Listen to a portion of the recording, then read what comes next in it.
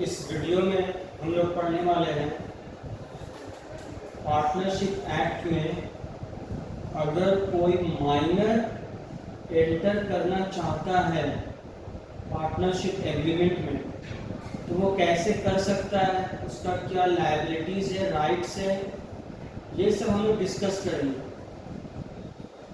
ठीक है, तो पहले हम लोग कुछ माइनर्स के बारे में जान लेते हैं। देखिए, इंडियन कॉन्ट्रैक्ट एक्ट के हिसाब से माइनर उसको बोलते हैं जो 18 साल से कम है, जिसका एज 18 साल अगर वो रीच कर लेता है, कंप्लीट कर लेता है, तो वो मेजॉरिटी हो जाता है। ठीक है, अब देखिए, अब स्टार्ट करते हैं कि section 30 of the Indian partnership act में क्या कहा गया है। सबसे पहला चीज जो बताना चाहते हैं,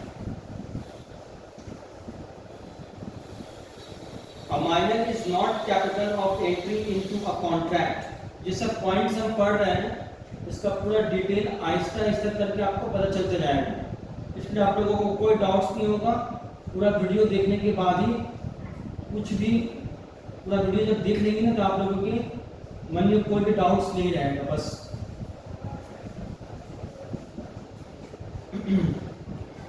कोई भी कॉन्ट्रैक्ट में एक माइनर कैपेबल नहीं होता है एंटर करने के लिए। कॉन्ट्रैक्ट बाय और with a minor is void एब इनिशियो। वॉइड एब इनिशियो का मतलब होता है it is not enforceable for the from the beginning. मतलब कोई भी अगर कॉन्ट्रैक्ट है जिसमें माइनर अगर कर रहा है, माइनर उसमें अगर एंटर कर रहा है, तो वो वॉइड एब इनिशियो है, मतलब वो इन्फोर्सेबल होगा ही नहीं बिगिनिंग से। ठीक है, since partnership is formed by a contract, a minor can not enter into a partnership agreement. अभी इस लाइन का मतलब हम कुछ देर के बाद आपको क्लियर हो जाएगा। पार्टनरशिप एक कॉन्ट्रैक्ट के मतलब वो फॉर्म होता है एक कॉन्ट्रैक्ट के हिसाब से, और उसमें माइनर एंटर नहीं कर सकता है। लेकिन हाउएवर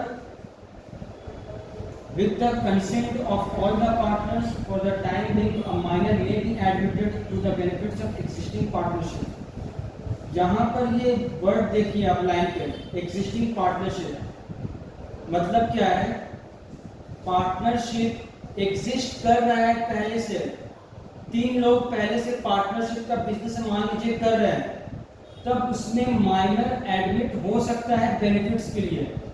लेकिन कोई अगर ये चाहेगा, मान लीजिए आयमन है, आयमन अभी 18 साल की नहीं हुई है और सुमैया मेजर है, 18 साल से ऊपर की है, ये दोनों चाहेंगे कि हम पार्टनरशिप एग्रीमेंट बना लें, कॉन्ट्रैक्ट बना लें, तो वो नहीं बना सकती है, क्योंकि ये शुरू से नया एक कॉन्ट्रैक्ट बनाने जा रही है। नया कॉन्ट्रैक्ट में एंटर नहीं कर सकता है माइनर।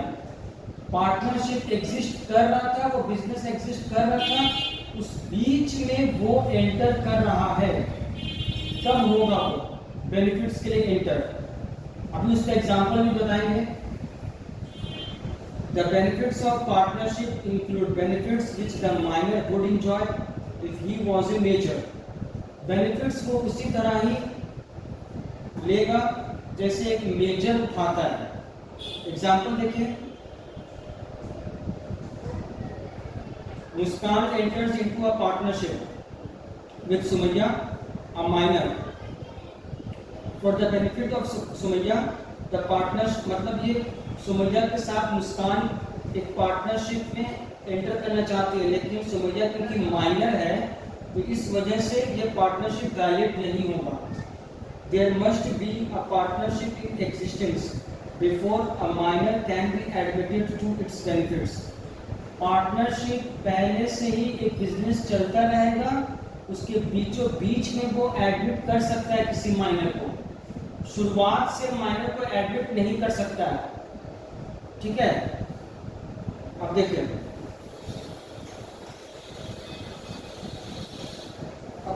इनका पहले लाइन पढ़ लेते हैं, उसके बाद आप लोगों को पूरा क्लियर हो जाएगा concept.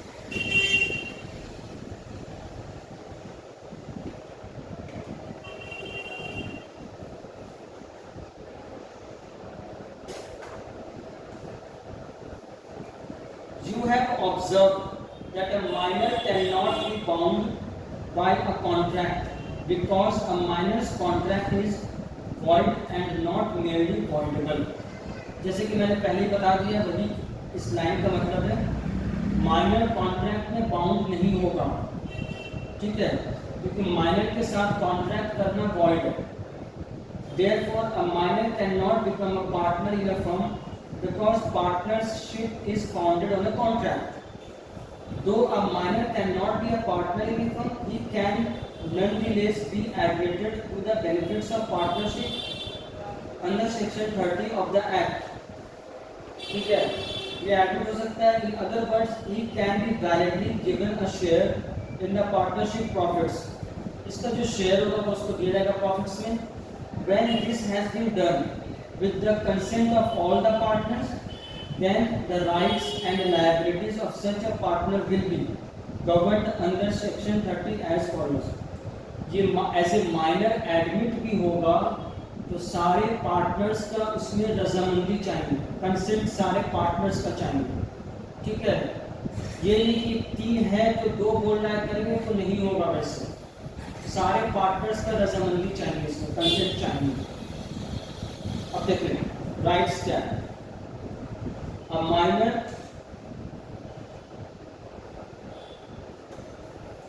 minor partner has a right to his agreed share of the profits and of the firm। ठीक है, माइनर जो पार्टनरशिप में एंटर किया है उसका राइट ये है कि वो प्रॉफिट में शेयर लेगा और फर्म के प्रॉपर्टी में उसका शेयर रहेगा, जो वो लोग तय करेंगे पार्टनर्स लोग। He can have access to inspect and copy the accounts of the firm। देखिए यहाँ पर जो है कॉपी द अकाउंट्स का मतलब है माइनर सिर्फ फाइनेंशियल स्टेटमेंट ही चेक कर सकता है। मतलब क्या है, balance sheet, PL, ledger, vouchers, ये सब चेक नहीं कर सकता है। हालांकि इतना डिटेल में शायद नहीं पूछेगा, नॉलेज के लिए बता दिए। तीसरा नंबर पॉइंट है, he can sue the partners for accounts or for payment of his share। ये अकाउंट्स के लिए और अपने शेयर को पेमेंट के लिए पार्टनर्स के ऊपर केस कर सकता है, लेकिन कब, जब वो पार्टनरशिप बिजनेस से हट जाएगा, ठीक है, तब कर सकता है। जब तक पार्टनरशिप फर्म में है वो, तब तक वो केस नहीं कर सकता है। यहाँ मीनिंग लिख दिए हैं, ऑन अटेनिंग मेजॉरिटी जैसे होगा, ही मे विदिन 6 months इलेक्ट, मतलब ये अपना चूज कर सकता है टू बिकम पार्टनर, मतलब ये चूज कर सकते हैं कि हाँ इसको आगे पार्टनर बनना है या नहीं, ये खुद से चूज करेगा। If he elects to become a partner, then he is entitled to the share to which he was entitled as a minor। अगर ये चूज करता है, चॉइस मतलब इसका रहेगा, ये अपने मन से चाहता है अगर ये कि पार्टनर्स बन के रहे मेजॉरिटी अटेंड करने के बाद, तो ये उसको वही हिस्सा मिलेगा जो ये माइनर में था। If he does not, then his share is not liable for any acts of the firm after the date of the public notice served to that effect। और अगर ये चाहता है कि हम पार्टनर्स नहीं बने, तो इसका कोई भी लायबल नहीं होगा ये पर्सनली फर्म के लिए, फर्म थर्ड पार्टी को पब्लिक नोटिस देने के जो डेट होगा उसके बाद से, ठीक है। जैसे 18 मई को ये नोटिस दे दिया, अब उसके बाद के डेट से ये कोई किसी भी चीज के लिए ये लायबल नहीं होगा। अब है बिफोर अटेनिंग मेजॉरिटी अटेन करने से पहले इसका क्या लायबिलिटी होगा वो पढ़ते हैं। अभी इसको और डिटेल में पढ़ाएंगे। जो हम नोट्स लिखे हैं वो आप लोगों को सीए फाउंडेशन का जो ग्रुप है उसमें हम अपलोड कर लेंगे, वहाँ से आप लोग देख लेंगे, ठीक है। तो अभी इसको पढ़ते हैं, उसको फिर अभी हम एक्सप्लेन भी करेंगे। एकदम सिंपल लैंग्वेज में लिखा हुआ है, उसमें आराम से सब चीज़ समझ में आ जाएगा। The liability of the minor is limited only to the extent of his share in the profits and the property of the firm. देखिए इस लाइन का मतलब क्या है, यहाँ पे लिखा हुआ, इसको हम एक्सप्लेन किए।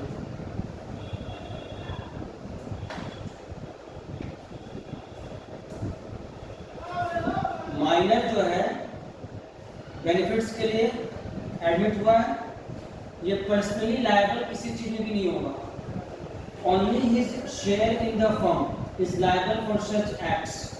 मतलब क्या है, इसकी लायबिलिटी जो है वो लिमिटेड है। मतलब क्या है, अगर माइनर 50 लाख 25 लाख रुपए इन्वेस्ट किया है और फर्म को 15 लाख का लॉस हो गया है, तो माइनर के 25 लाख से उसके जो शेयर में अगर आ रहा है तो 15 लाख वो पूरा सेट ऑफ कर सकता है, ठीक है। ये एक एग्जांपल हुआ। और ज्यादा से ज्यादा जितना इसका पैसा है उसमें 25 लाख रुपया, बस उतना ही तक उसका शेयर से ले सकता है वो, उससे ज़्यादा वो नहीं लायबल होगा और ना ही वो देगा, ठीक है। उम्मीद करते हैं कि इस एग्जांपल से आप लोगों को समझ में आ जाएगा।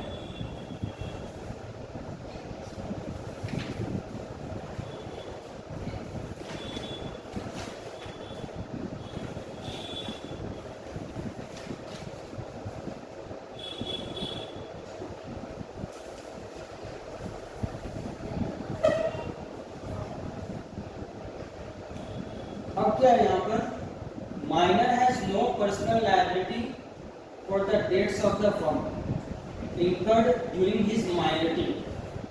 माइनरिटी के दौरान फर्म का कोई भी कर्जा उधार होगा, उसके लिए माइनर जब तक फर्म में है, माइनर एज में, ये बात ध्यान रखिएगा।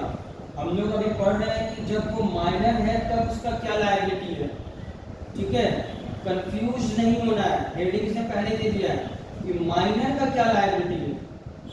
उसका एज 18 साल से कम है, ठीक है, वो माइनर है। उस दौरान अगर कोई भी डेट्स होगा तो उसके लिए पर्सनल लायबल नहीं होगा।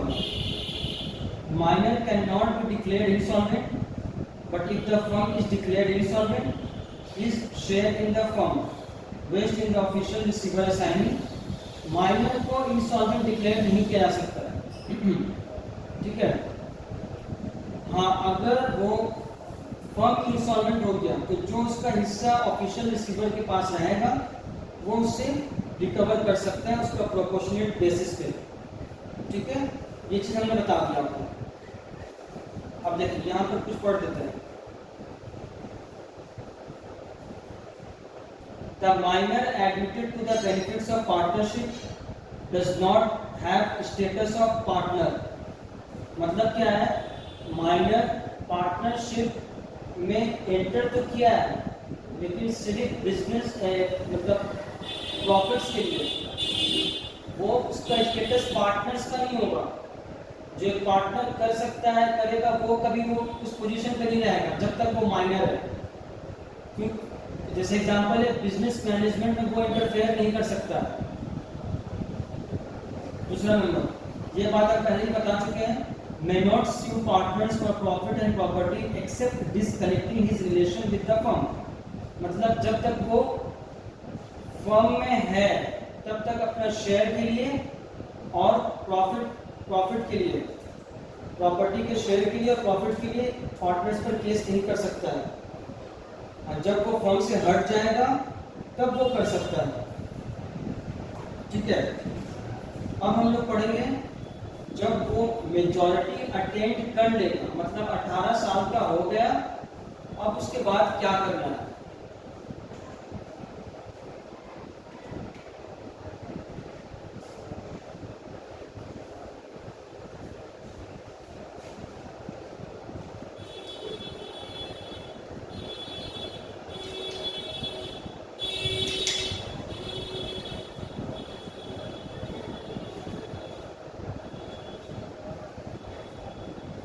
within 6 months of his attaining majority or on his obtaining knowledge that he had been admitted to the benefits of partnership, whichever date is later, the minor partner has to decide whether he shall remain a partner or leave the firm.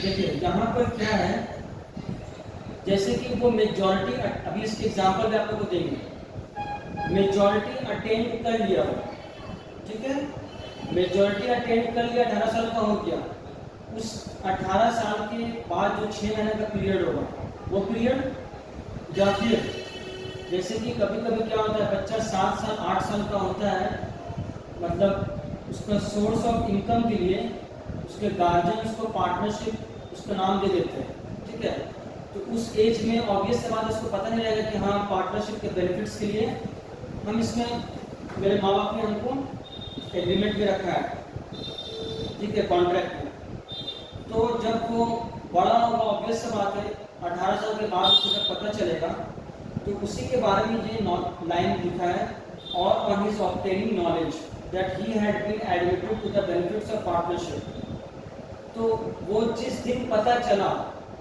ठीक है, वो दिन और 6 महीना within 6 months of attaining majority, जिस दिन majority attend कर रहा है उससे 6 महीने का डेट तक, दोनों में से जो लेटर का डेट होगा उस डेट में उसको डिसाइड करना होगा, उस डेट के अंदर में, कि उसको पार्टनरशिप वो बन के रहना चाहता है, मतलब पार्टनरशिप में पार्टनर बन के आगे रहना चाहता है कि नहीं, ठीक है, ये वही डिसाइड करेगा, माइनर ही, मतलब और जो अदर्स पार्टनर है उनका कुछ नहीं चलेगा, माइनर्स को यहाँ डिसाइड करना है कि हाँ वो आगे पार्टनर्स बनकर रहेगा कि नहीं, ठीक है, इस बात को हम ध्यान से समझ लेना।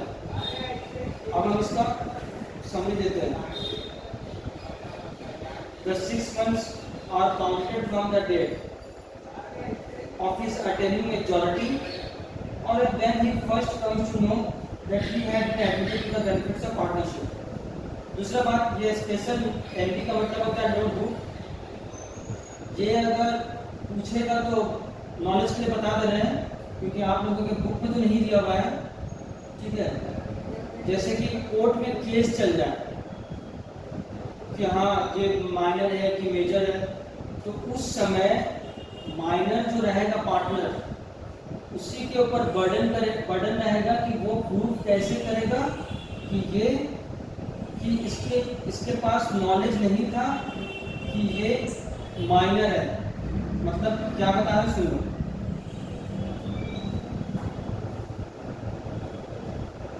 मतलब ये है कि मान लो केस मतलब चला, अब इसको बोल रहे हैं, जैसे कि ये बोलेगा कि हमको तो नहीं पता था कि हम माइनर है, ठीक है, हमें माइनर एज में मेरा पार्टनरशिप में एग्रीमेंट हुआ था, हमको तो अब पता चला, ठीक है, तो इस बात पे केस हो सकता है, तो मतलब ये जो डेट है और ये जो बात है, ये प्रूव करने की जो बर्डन है वो माइनर के ऊपर ही रहेगा, वही उसी को प्रूव करना होगा कि हाँ हमको इतना ठीक से पता नहीं था कि हम एक पार्टनरशिप एग्रीमेंट में हैं, हमको अब पता चला है, ठीक है। अब इसका हम एक एग्जांपल देते हैं।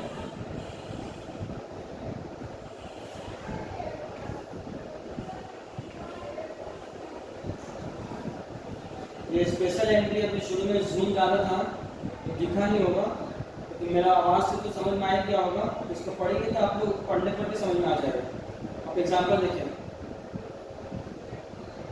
Ayman, a minor, was admitted to the benefits of a firm consisting of S, D and S, 3 adult partners, within 6 months after attaining majority.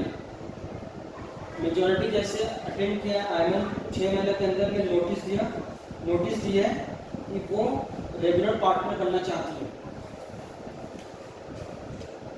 But S and D refuse to take her, S और D जो दो partner है दोनों refuse कर रहा है, तो there refusal is not justified, इन लोगों का जो रिफ्यूजल है वो वैलिड नहीं है। Ayman becomes a full fledged partner as she has elected to become a partner within 6 months of her attaining majority. 18 साल के 6 महीना के अंदर में ये इलेक्ट कर लिया है तो ये मेजॉरिटी अटेंड करेगा, and other partners can not refuse to take her as a partner. अब इससे रिलेटेड आगे में आप लोगों का अनसॉल्व क्वेश्चन में भी है, तो वो सब चीज सॉल्व करना है।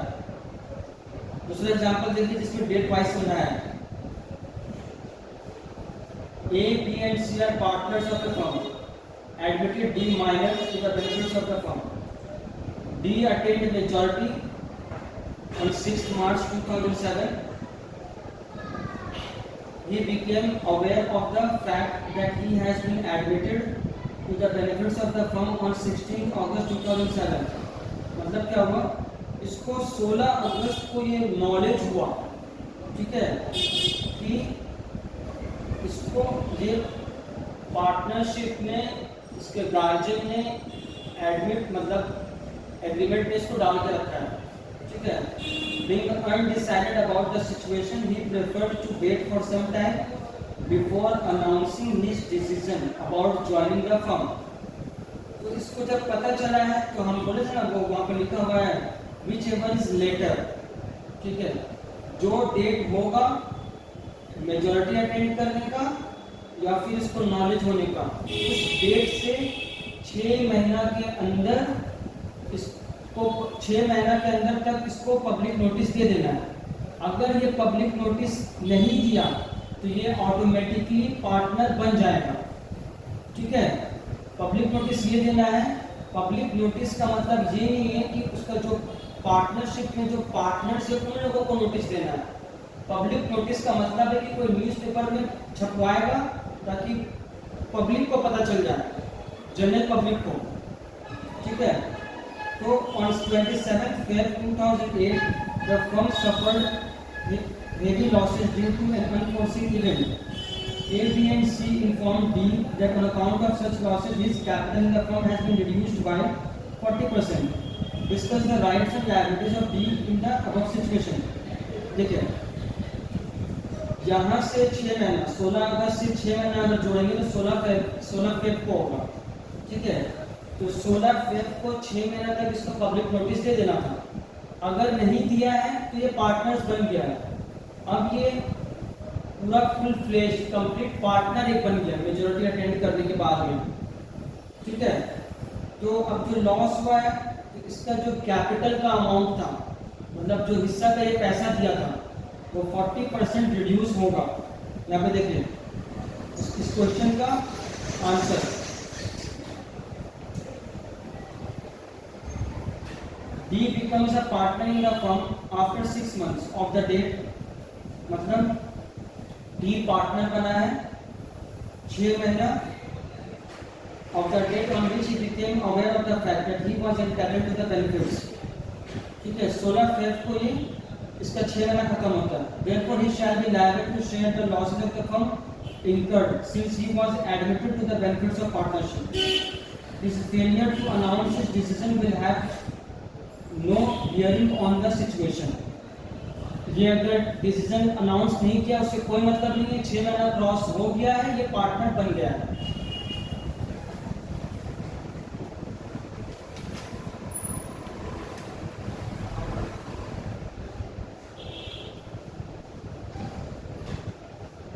माइनर्स पार्टनर्स का जो लायबिलिटी है पहले ही बता चुकी है, पर्सनल लायबल नहीं होगा ये जब तक माइनर रहेगा।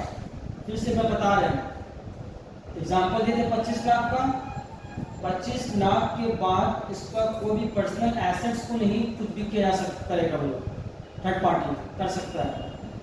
अब कुछ और बात बता देते हैं। देखिए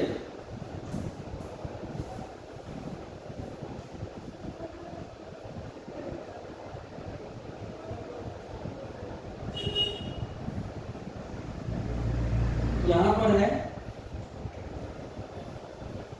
when he becomes a partner, if the minor becomes a partner on his own willingness or by his failure to give the notice, अपने चाहत से बना है या नोटिस नहीं दिया 6 महीने के अंदर, तो ये पार्टनर तो बन जाएगा।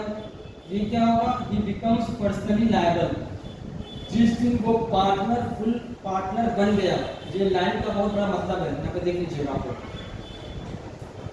ये पर्सनली लायबल होगा थर्ड पार्टी का सारे एक्ट्स का जो फ्रॉम ही वाज एडमिटेड, मतलब अगर वो 7 साल की उम्र से वो एडमिट हुआ है तो उस टाइम से अब जो भी लायबिलिटी होगा वो इसको ऊपर भी लागू होगा, ये भी लायबल होगा उसके लिए।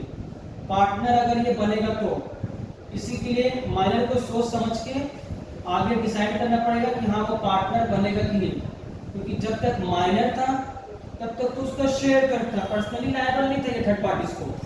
लेकिन जैसे मेजॉरिटी हो गया, मेजर हो गया एज में या फिर और वो डिसाइड कर लिया कि हम पार्टनर बनेंगे, तो जब से वो एडमिट हुआ है, एडमिट का मतलब अगर 7 साल की उम्र से उसका माँ बाप ने उसको एडमिट कर दिया था, उस वक्त से अभी तक का जो भी लायबिलिटी है वो सारा लायबिलिटी पर ये पर्सनल लायबल होगा। जैसे अदर्स पार्टनर है personally liable. His share in the property and the profits of the firm remains the same to which he was entitled as minor. ये as usual सिंपल है। और अगर ये डिसाइड किया कि हम पार्टनर नहीं बनेंगे तो ये जिस दिन पब्लिक नोटिस देगा उस डेट तक जो लायबिलिटी है उस डेट तक ही रहेगा बस। उसके बाद से ये इसका कोई भी लायबिलिटी नहीं रहेगा, कोई भी राइट से लायबिलिटीज नहीं रहेगा। His share shall not be liable for any acts of the firm done after the date of notice. Notice के डेट के बाद से डेट के बाद से, ठीक है, कोई भी एक्ट्स का फर्म का एक्ट्स होगा उसके लिए इसका शेयर से कुछ भी पैसा नहीं डिडक्ट किया जा सकता है। तीसरा, he shall be entitled to sue the partner for his share of the property and profits, ठीक है। अब ये पार्टनरशिप से जब हट जाएगा तो ये केस कर सकता है। It may be noted that such partner shall give notice to the registrar that he has or has not become a partner. Minor जो है रजिस्ट्रार को नोटिस देगा वो पार्टनर बना है कि नहीं बना, ठीक है। ये था माइनर के बारे में सेक्शन 30, इसमें एक्सप्लेन किए हैं, ठीक है। कुछ भी डाउट्स होगा आप लोग मुझसे पूछ सकती हैं, ठीक है।